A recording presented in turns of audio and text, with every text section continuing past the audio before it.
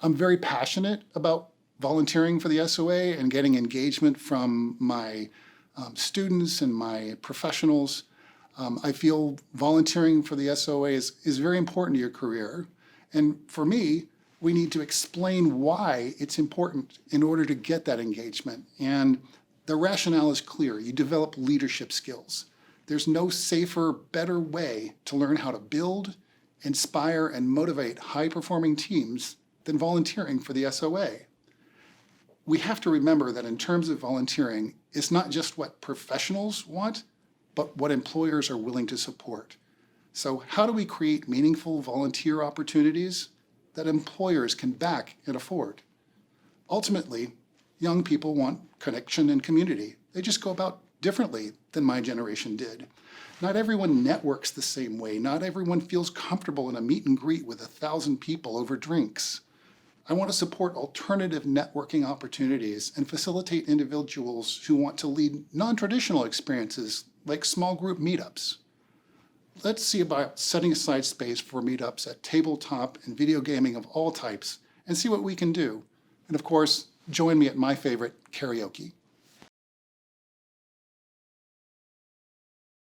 The SOA is a global organization, full stop.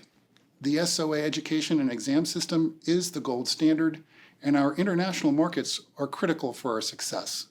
Over 15% of our members and an even greater percentage of candidates hail from outside of North America. I've experienced firsthand the joys and challenges of working overseas.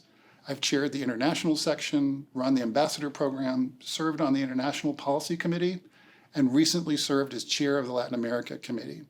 So the board is currently working to refresh their international strategy, which currently focuses on regions, and 3 regions currently are China, Greater Asia, and Latin America. And this is a good structure with focusing on individual countries. It's aligned with the strategic plan and the strengths of volunteers and the SOA resources.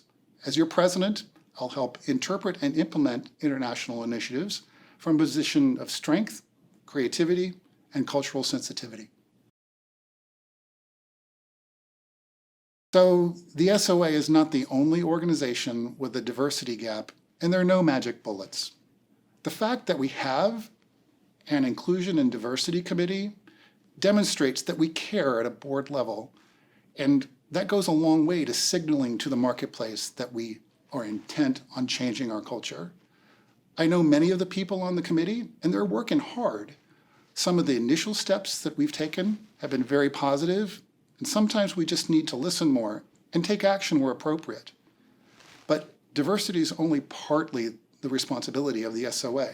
If we really want to try to encourage diversity, employers are going to need to step outside the box and consider candidates who weren't from actuarial programs and who don't have 2 to 3 exams graduating from college.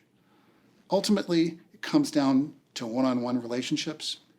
Organizations remain homogenous because individuals tend to attract people who look and think like they do.